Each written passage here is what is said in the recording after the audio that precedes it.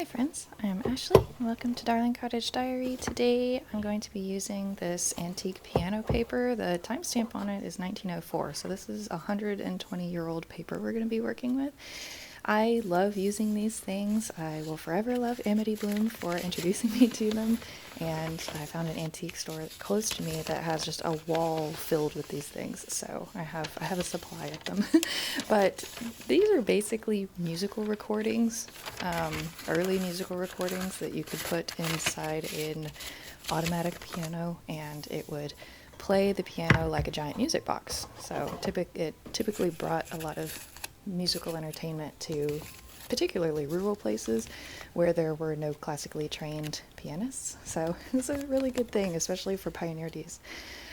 So these are some other little journals and things that I've made out of this paper. This little booklet I made for Ephemera Club quite a while ago, probably the third or fourth month that I was doing Ephemera Club.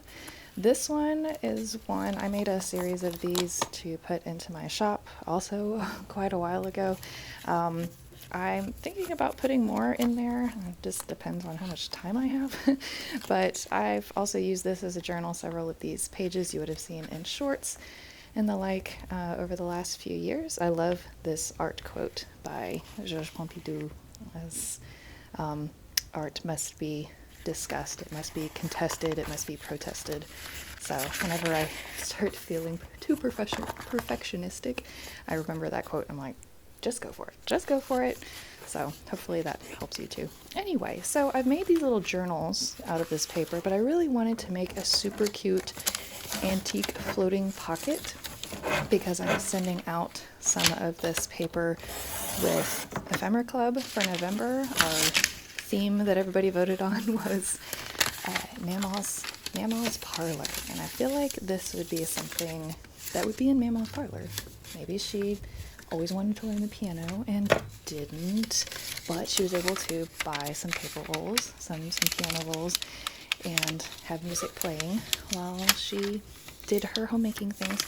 So because the paper is it's surprisingly strong for how old this stuff is, but it is obviously very rounded, and because of the little cutouts in it, it is fragile in some ways.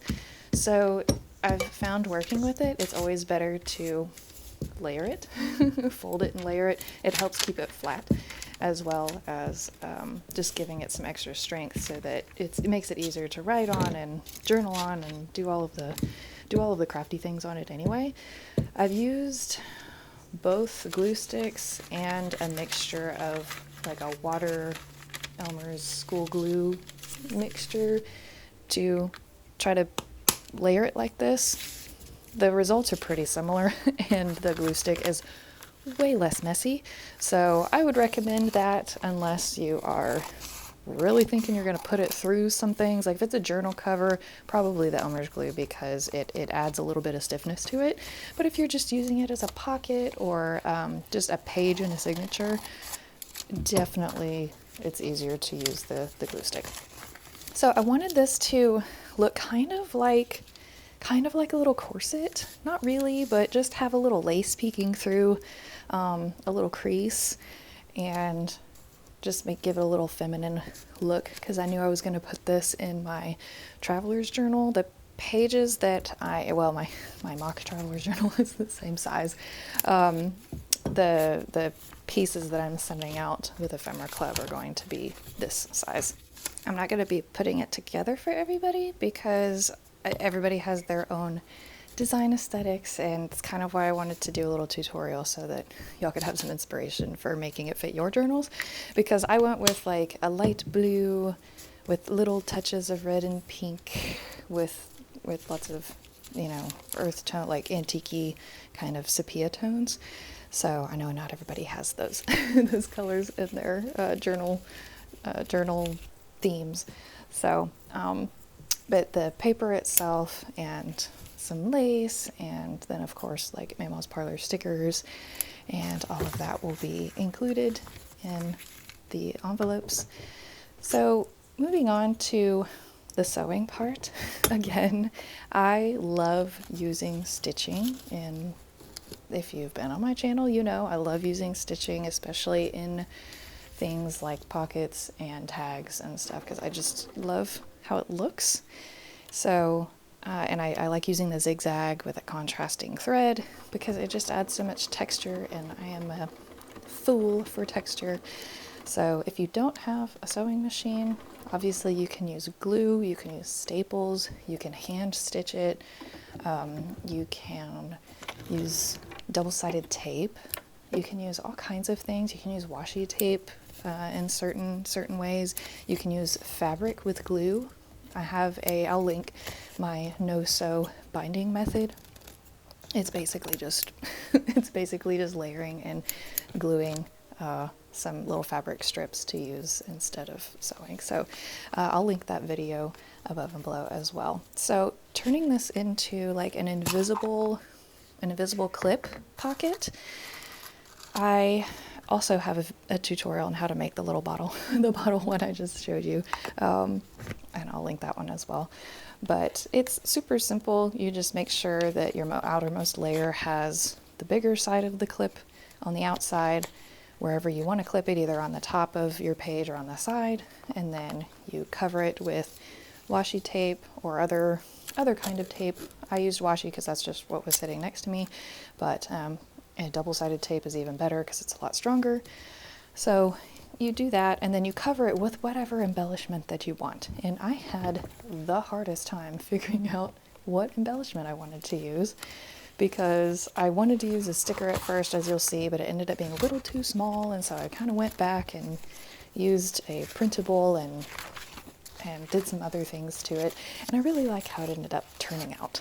This was one of those things that I hadn't tried before, except I was just constructing it in my head. Like, I'm sure some of you do this, where you're standing in the shower and then an idea comes to you. Actually, this one came to me while I was waking up the other morning. It's like, I really want to make a pocket out of that piano paper. So this was all just an exploration. This was not planned out, and I had not made one beforehand. So there were a few little bumps where I had to be like, oh, that's not going to work, or I don't like how that looks. That looked better in my head.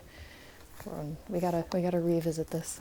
So anyway, make sure that your tape isn't showing. The tape is really cute. It just didn't match my color scheme that I was already going with, so that's why I decided to cut it and cover it up.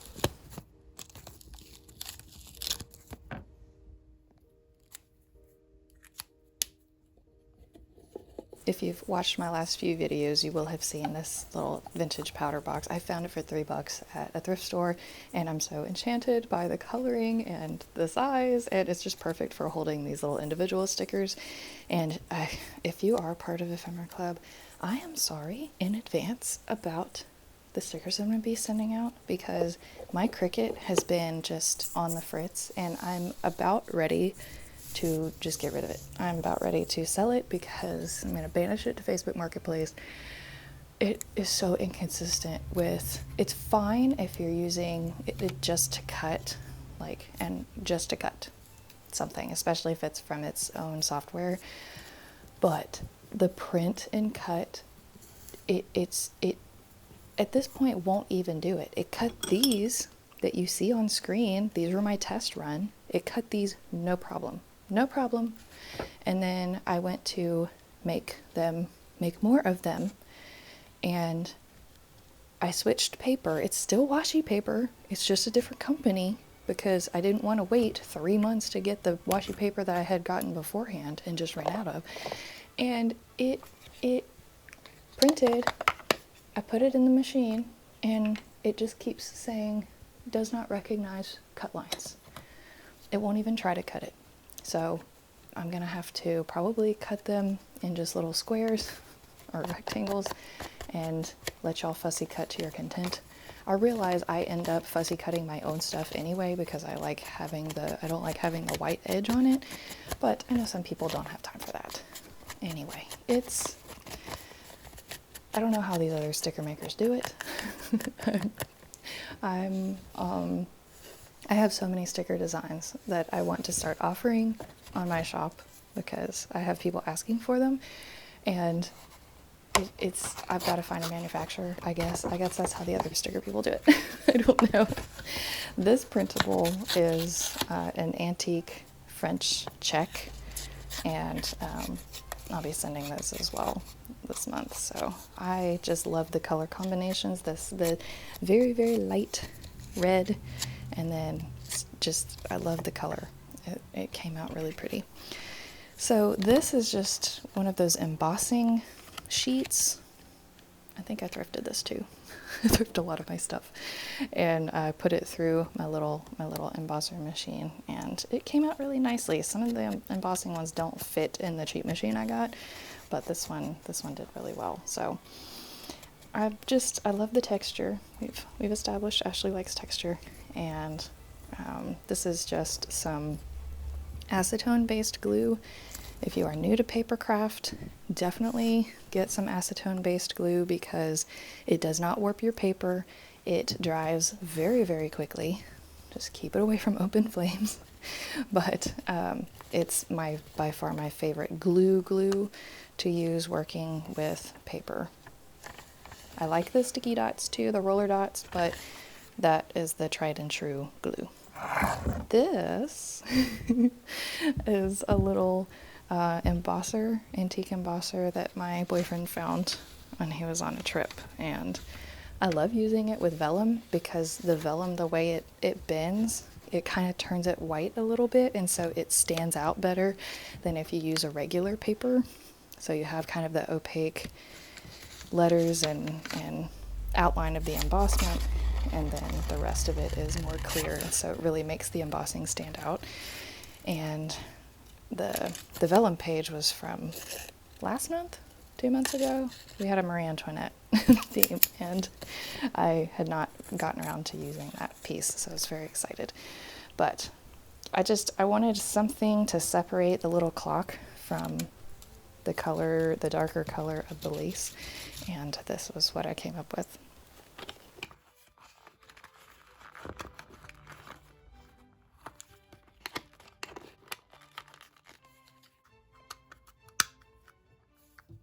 Now, if you have used antique music sheets, antique paper in any capacity, you know that this can happen with glue dots. The glue dots are stronger than the paper, so a layer just comes off with it. So I did have to go back and use the little acetone glue, it's why it's good to have the two. It's nice to have that backup. And I just got in a little punch for making file folder tabs, and so I was excited to use that on something like a pocket where you could, if you have a whole bunch of pockets, it would add visual interest and texture to the side, but you could also label them as you wanted. And so I was kind of looking for which page had the better color scheme to match, and of course the one with the light blue I think matched the best. And again, attaching this, I'm going to use the sewing machine, but this is a good thing where staples or just regular glue comes in handy too.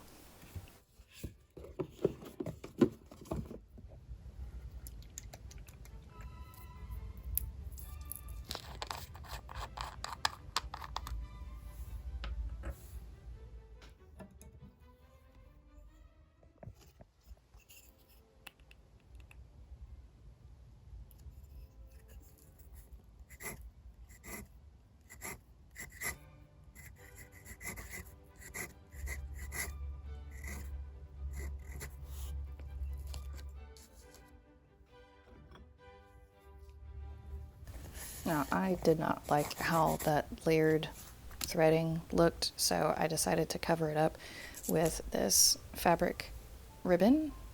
I just love the crushed velvet look, and it looks very antique-y, like it came out of some well-to-do 18th century lady's drawer of sashes or something. And I really love the color is perfect, the texture is perfect. So I'm guarding this. I haven't found any more that's like that since, and so I am just trying to use it on my most special projects I know y'all can relate. And tell me in the comments actually, what is it that you're like guarding because you don't know if you can find it again, so you'd save it for the most precious of projects. Anyway, so I liked that it covered up that multi-thread layer, and it looks pretty, and it adds, I think, to where the tab is as well. And of course, being me, it needed to be even more extra. So I added some texture with my little paste here to give it a little more flourish on the bottom. I did want to color it though, because I already liked the very light color scheme of everything, so I left it white.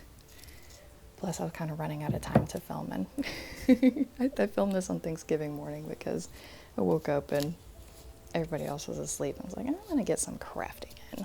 So this stuff, I know I use it a lot, but I just love the raised texture.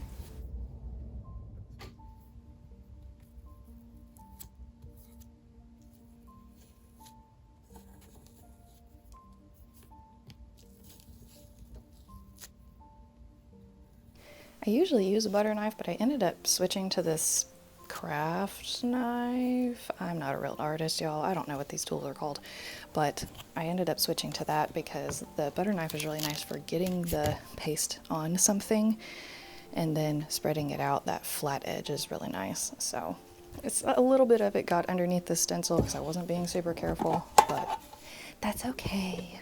We're not perfectionists here.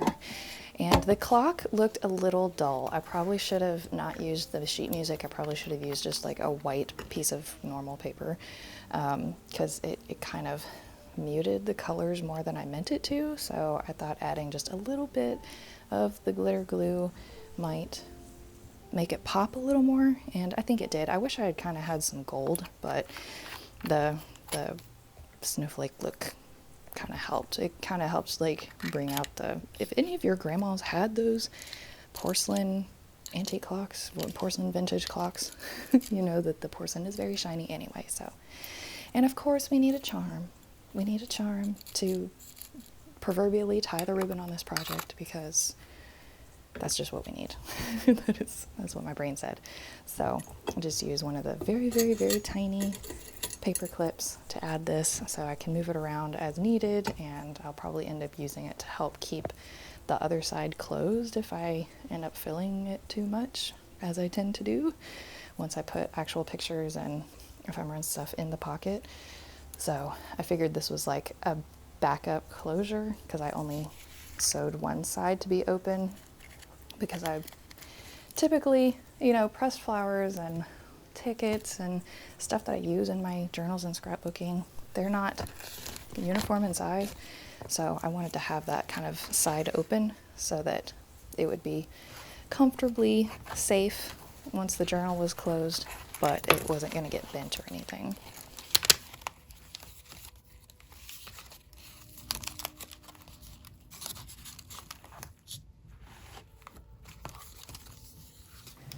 So this page was my 2024 like vision board page that I did toward the beginning of the year this year. And I usually do vision board like in February toward the beginning of spring, but just one more month left in this year. I thought it'd be fun to look at, and I've met some goals and some not so much, but that is okay. We have goals just to give us a north point. So anyway, I hope you enjoyed this tutorial. I'm usually not super chatty in these, so if you like more quiet stuff, definitely subscribe, because most of my videos are quiet. I like to get on here and chat with y'all every once in a while, especially for tutorials. So anyway, I hope you have a wonderful week, and I hopefully will see you again next week. Thank you so much, friends. Bye.